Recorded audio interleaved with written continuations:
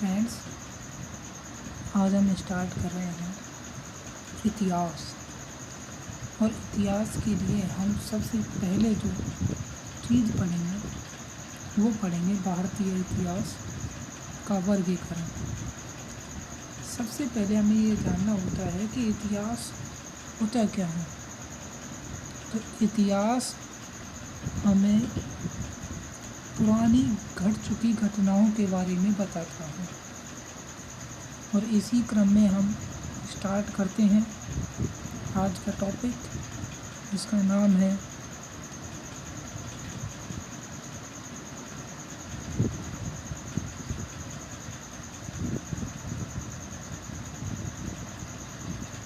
भारतीय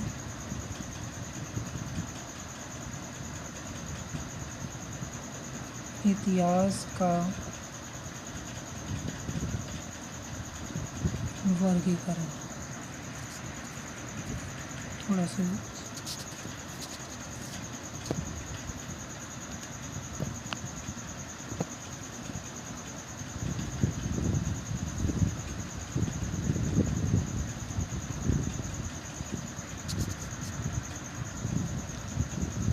चलो पुनः स्टार्ट करते हैं भारतीय इतिहास का वर्गीकरण। और जैसा कि हम सभी जानते हैं, भारतीय इतिहास के वर्गीकरण को 3 पार्टों में बांटा गया है। ये 3 पार्ट कौन कौन से हैं? सबसे पहला, जैसा कि हमें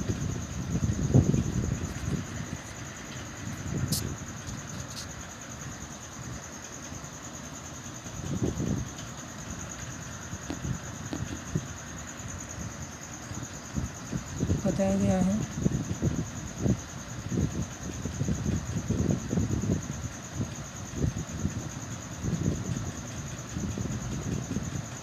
प्रागैतिहासिक काल,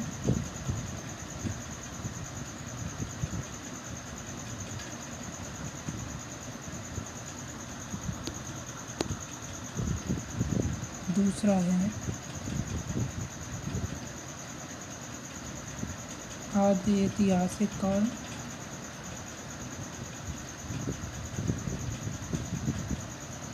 और अंतिम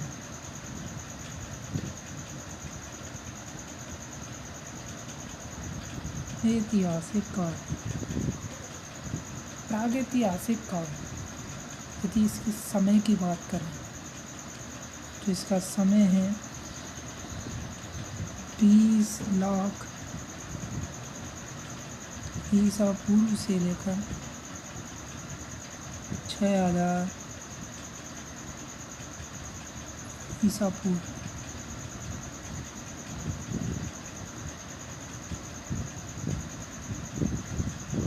और आदि ऐतिहासिक काल का जो समय है वो 6000 ईसा पूर्व से 600 ईसा पूर्व का है। और ऐतिहासिक काल का समय 600 ईसा पूर्व से लेकर वर्तमान समय तक चल रहा है। प्रागैतिहासिक काल, जिसको हम कह सकते हैं प्राग प्लस इतिहास, अर्थात पूर्व का इतिहास, पहले का इतिहास। प्राग यानी पहले का इतिहास क्या था, इस चीज़ को समझते हैं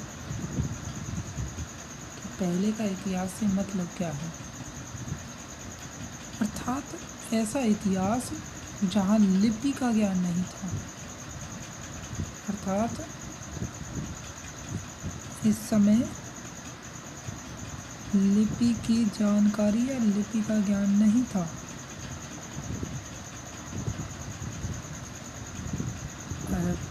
इस बात से हमें ये पता चलता है कि उनको कुछ भी लिखना नहीं आता था।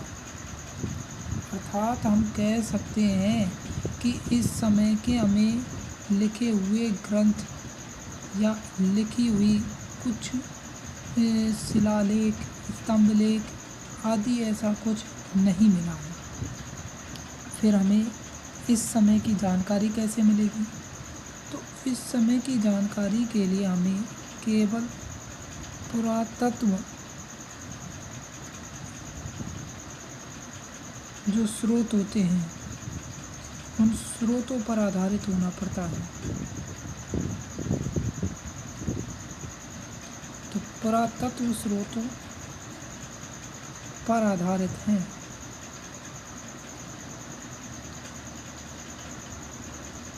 उन्हीं के आधार पर हमें जो जानकारी प्राप्त होती है उन पर ही निर्भर रहना पड़ता है, आधारित हैं या निर्भर हैं। इस समय एक और बढ़िया चीज जिसको हम कह सकते हैं कि इस समय मानव जो था वो पत्थर के औजार बनाना था। इस समय का जो मानव था वो लकड़ी के औजार बनाना सीख गया। इसीलिए प्रागैतिहासिक काल को पाषाण काल भी कहते हैं। पाषाण काल क्योंकि उसने किसके पत्थर के उपकरण इस्तेमाल में लिए। और काष्ठ काल अर्थात लकड़ी का प्रयोग किया उसने।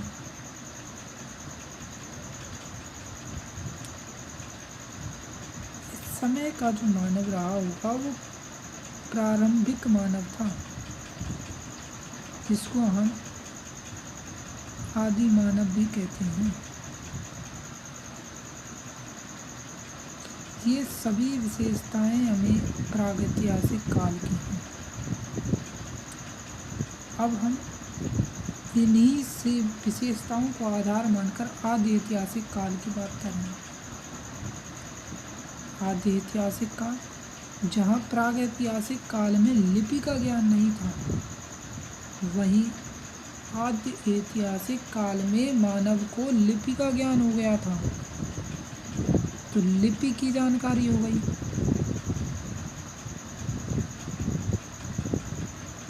अब लिपि की जानकारी हो गई तो इसका मतलब है कि हमें इस समय के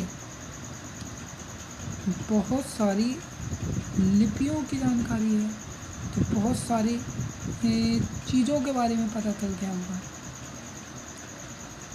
लेकिन जैसे कि हम लिपि की बात करें तो इंडिया में हम इसको समझ सकते हैं नीचे कि भारत में जो लिपि है वो कौन सी लिपि है? सेंधव लिपि। और जैसा कि हम जानते हैं सेंधव लिपि जो है वो अभी तक पढ़ी नहीं गई है। और जब अभी तक वो पढ़ी नहीं गई है तो इसका मतलब सिंपल है कि हमें उस चीज़ का ज्ञान नहीं है इंडिया में। हाँ, हम कह सकते हैं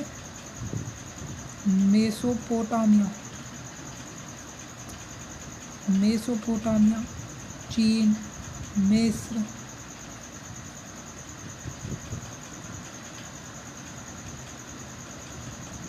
इन जगहों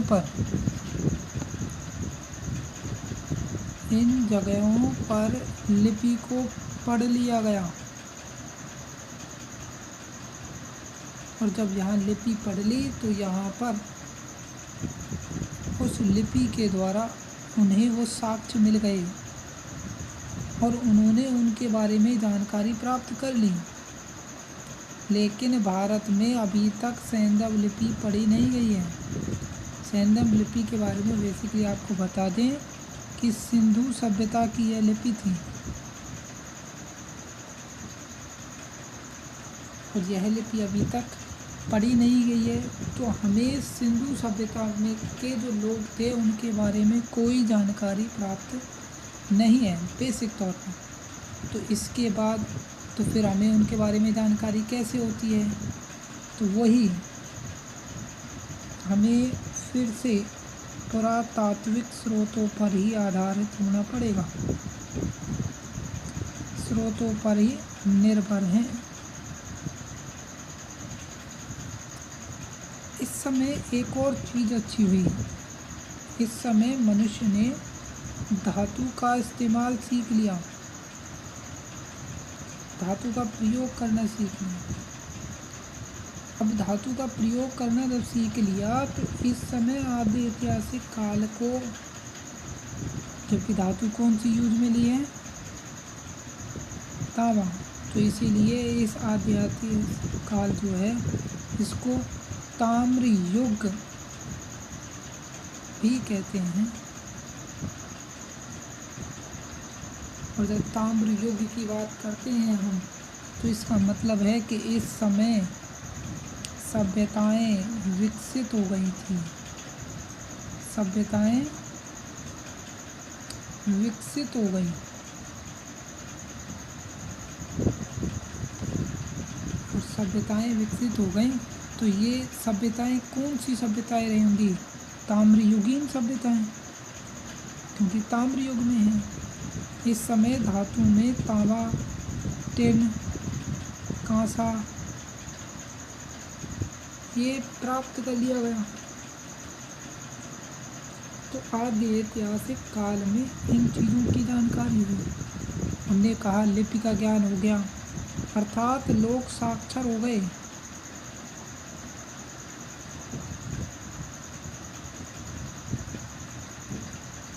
लेकिन हमने ये भी जान लिया कि इस समय का मानव ने जिस लिपि का प्रयोग किया उस लिपि को अभी तक पढ़ा नहीं गया है।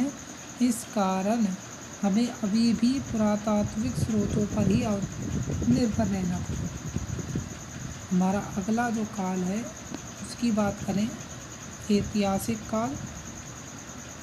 और ऐतिहासिक काल में हम 600 ईसा पूर्व की बात करते हैं।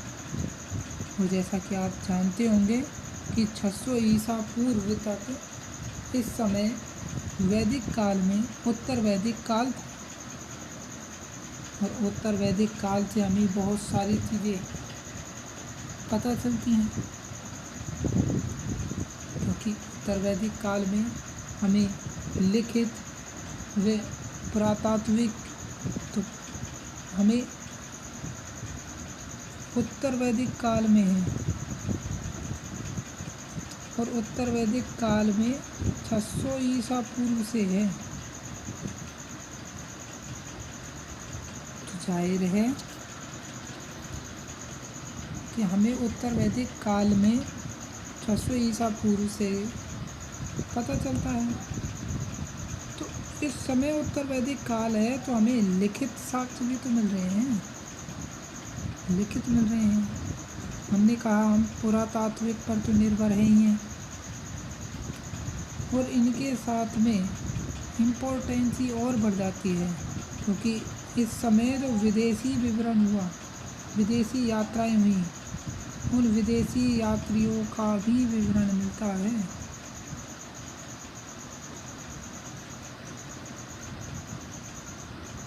तो ये सभी चीज़ें हमें कहाँ से मिलती हैं, ऐतिहासिक काल से।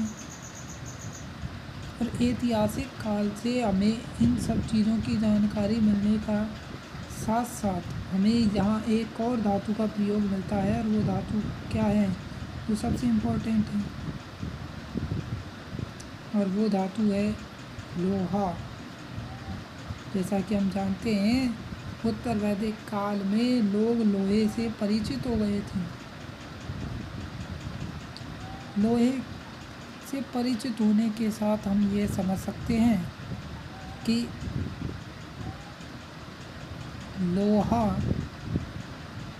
का प्रयोग हुआ तो लोहे की बहुत सारी चीज़ें बनना प्रारंभ हो गई होंगी कि लोहे की बहुत सारी चीज़ों का प्रयोग किया गया होगा। अब यदि लोहे की बात करें कि लोहे के प्रमाण कहाँ से मिले हैं, तो हमें लोहे के प्रमाण यूपी, उत्तर प्रदेश के अतरंजी खेड़ा,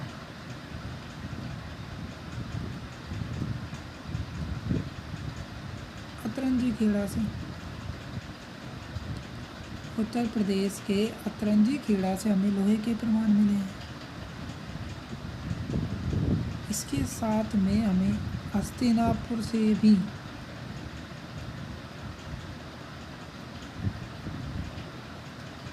लोहे के प्रमाण मिले हैं।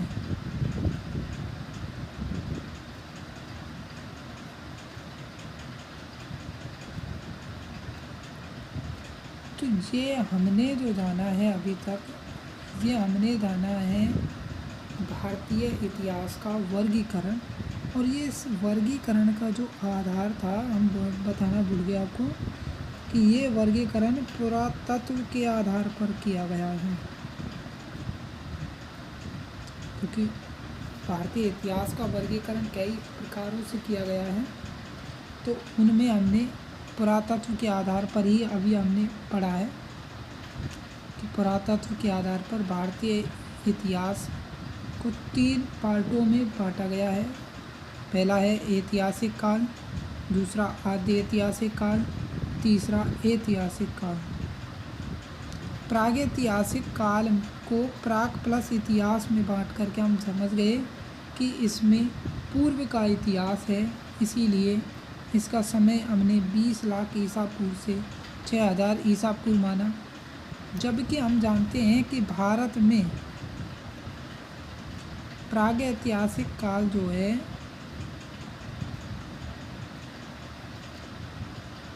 वो केवल और केवल 2 लाख वर्ष से शुरू मान सकते हैं, क्योंकि 20 लाख से और 2 लाख पर हम कैसे आ गए, आपको संदेह हो रहा होगा। तो आप ये समझ लें कि 20 लाख वर्ष पहले मनुष्य जो था वो दक्षिणी अफ्रीका में था, और ये दक्षिण अफ्रीका से भारत आया। तो इसको समय लगा, क्योंकि इसने यात्राएं की हैं, और यात्राएं उस समय आज की तरह नहीं होती थी। तो हम 24 घंटे में हम भारत से अमेरिका पहुंच जाते हैं, लेकिन उस समय यात्राएं करने में इतना समय लिया लोगों ने। तो भारत आते आते हम ये समझ सकते हैं कि 2 से 2.5 लाख वर्ष पूर्व वो भारत आए। और भारत में अभी तक के जो प्रमाण मिले हैं उससे हमें यह पता चलता है कि भारत में जो प्रागैतिहासिक काल है ये 20 लाख ईसा पूर्व की जगह 2 लाख है, लेकिन हमें एज 20 लाख से ही पढ़नी है। तो प्रागैतिहासिक काल में हम बात कर रहे हैं कि लिपि का ज्ञान नहीं था। पहली चीज़, पुरातात्विक स्रोतों पर ही निर्भर रहना पड़ता है। पत्थर का प्रयोग किया इसलिए इसको पाषाण काल कहते हैं, लकड़ी का प्रयोग किया इसलिए इसको काष्ठ काल कहते हैं। इस समय का मानव प्रारंभिक मानव या आदि मानव कहलाता है। आदि ऐतिहासिक काल, इस काल में तांबा का प्रयोग हो गया था, इसी कारण आदि ऐतिहासिक काल को और क्या कह सकते हैं, ताम्र युग, ताम्रकाल। इस समय लिपि का ज्ञान हो चुका था,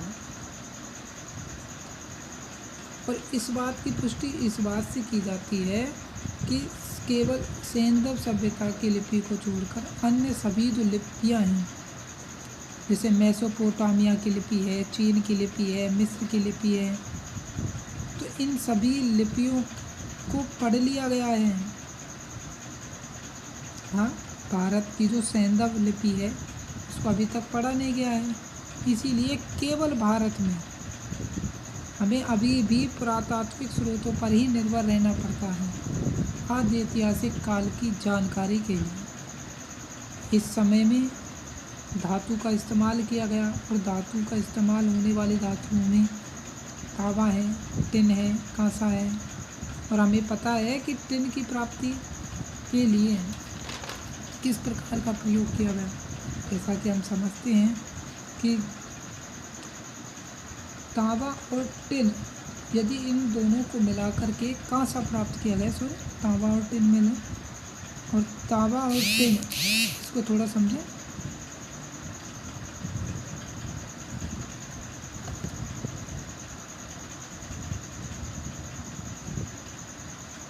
तांबा और टिन।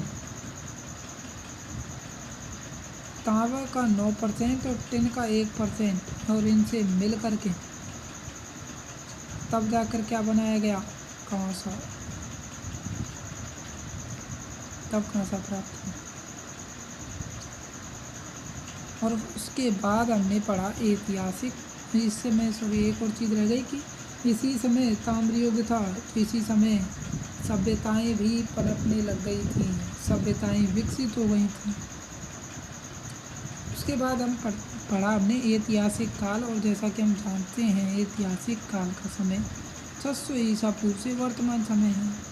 और हमें ये भी पता है कि यह समय उत्तर वैदिक काल का भी है, और उत्तर वैदिक काल में लिखित साक्ष्य मिलते हैं, पुरातात्विक साक्ष्य भी मिलते हैं, विदेशी यात्री जो यहाँ आए उनका विवरण भी मिलता है।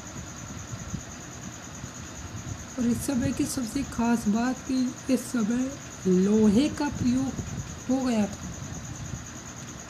लोहे के प्रमाण हमें यूपी के अतरंजी खेड़ा और हस्तिनापुर से मिले हैं। अब हम आगे बात करते हैं इससे, और आगे हम पढ़ेंगे ऐतिहासिक स्रोतों के प्रकार। हम इसमें आज केवल पहला चैप्टर लेके चल रहे हैं, जिसका उद्देश्य केवल आपको इस बात से अवगत कराना है कि हमारे इस चैनल पर आपको इतिहास विषय के बारे में पढ़ाया जाएगा। आगे जैसा कि हमने अभी कहा कि अब हमारी जो बात होगी वो होगी ऐतिहासिक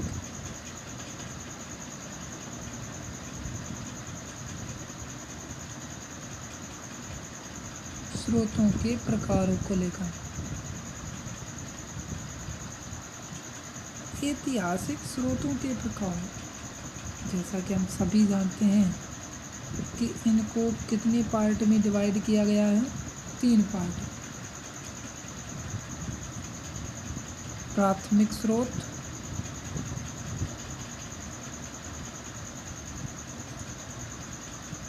द्वितीयक स्रोत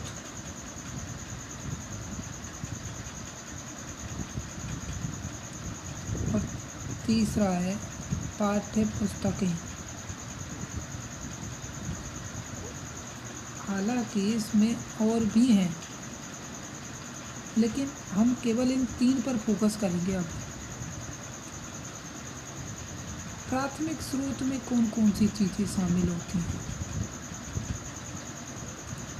यदि हम बात करें प्राथमिक स्रोत में, तो आपको पता होगा कि प्राथमिक स्रोत में एक तो पुरातात्विक चीज़ शामिल होंगी,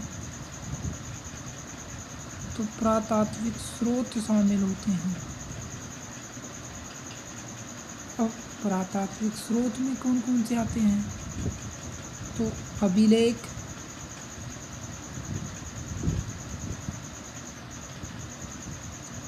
मुद्रा,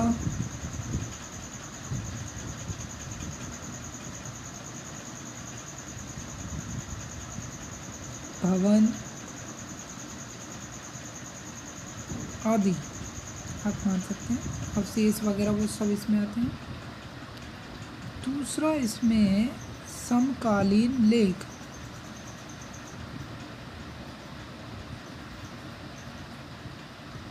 अभी हम आपको बताएंगे कि ये किस प्रकार से हम समझेंगे इसे। उसके बाद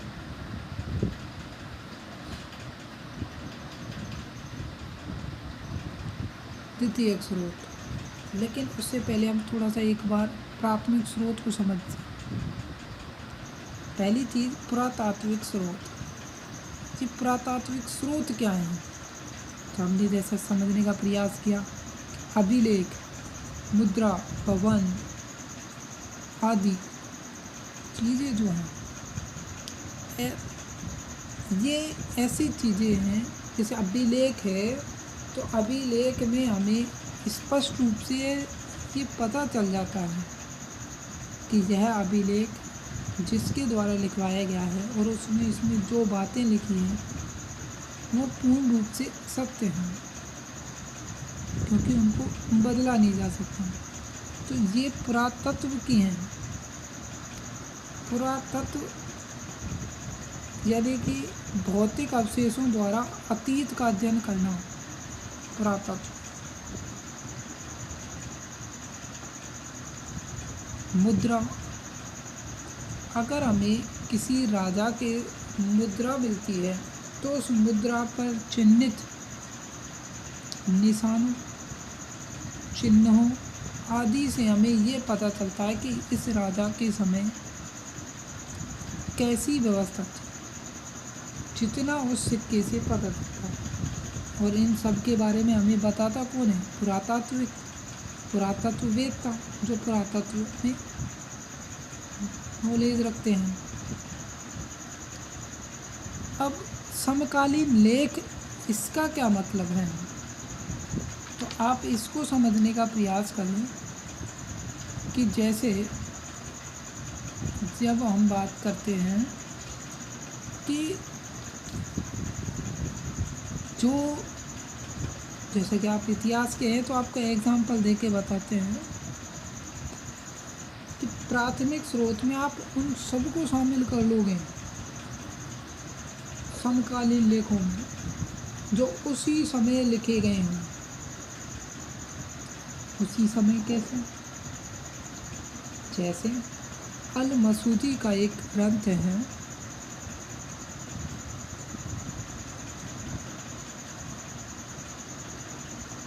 days of gold, days of gold. अब ये जो बुक है, ये जो ग्रंथ है, इस ग्रंथ से हमें प्रतिहार शासक जो है महिपाल फर्स्ट, इसकी जानकारी मिलती है। ठीक है। अब ये अल मसूदी ने जो ये ग्रंथ लिखा है, तो ये ग्रंथ कब लिखा है? कि जब राजा कौन था? महिपाल फर्स्ट। तो महिपाल फर्स्ट के समय लिखे जाने पर यह ग्रंथ क्या कहलाएगा? प्राथमिक स्रोत, समकालीन लेख। तो अब आप समझ गए होंगे कि समकालीन लेख का मतलब क्या है। हम आपको और भी एग्जाम्पल दे के बताते हैं। जैसे आप चौहान वंश आपने और बहुत अच्छे से पढ़ा है। हम चंद्र वरदाई को लेते हैं।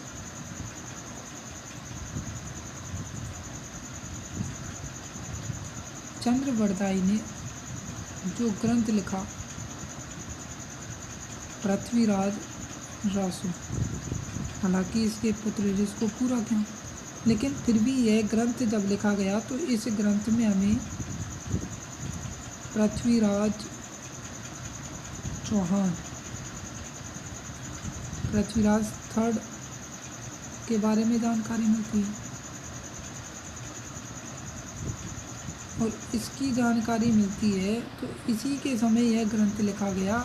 इसी कारण चंद्र वरदाई का पृथ्वीराज रासु कैसा ग्रंथ है? प्राथमिक स्रोत है। अब हम बात करते हैं द्वितीयक स्रोत क्या होंगे फिर। तो द्वितीयक स्रोतों में हम प्राथमिक स्रोतों के आधार पर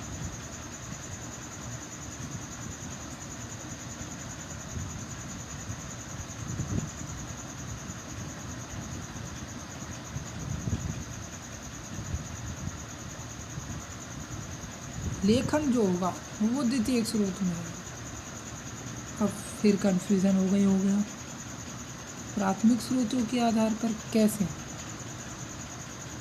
तो अब आप समझने का प्रयास करें। एग्जाम्पल वही कि आपने डॉक्टर दशरथ शर्मा का नाम तो सुना ही होगा। और इनकी एक बड़ी फेमस बुक है दी अर्ली चौहान डायनेस्टी।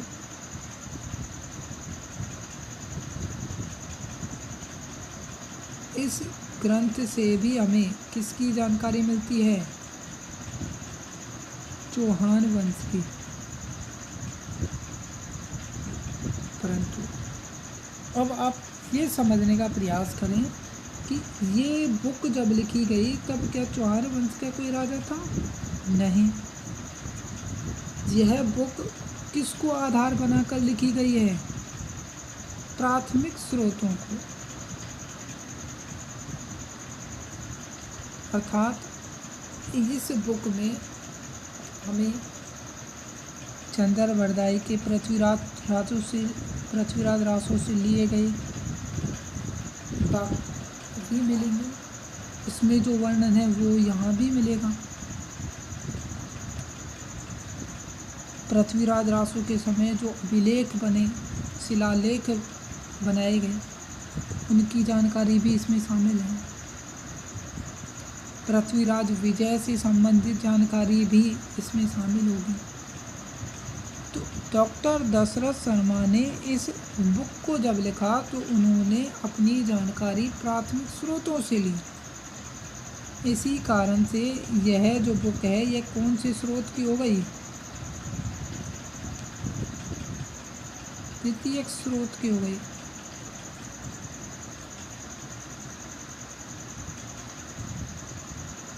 अब पाठ्य पुस्तकें, जिसको अपन सीधा ही लिख दिया मैंने। तो पाठ्य पुस्तकें क्या हैं? इसमें हमारे कॉलेज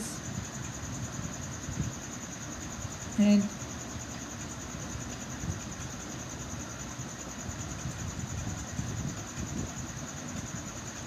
विश्वविद्यालय में पाठ्यक्रम की पुस्तकें शामिल हो जाएंगी। बेसिकली आप समझें, बीए एमए की पुस्तकें,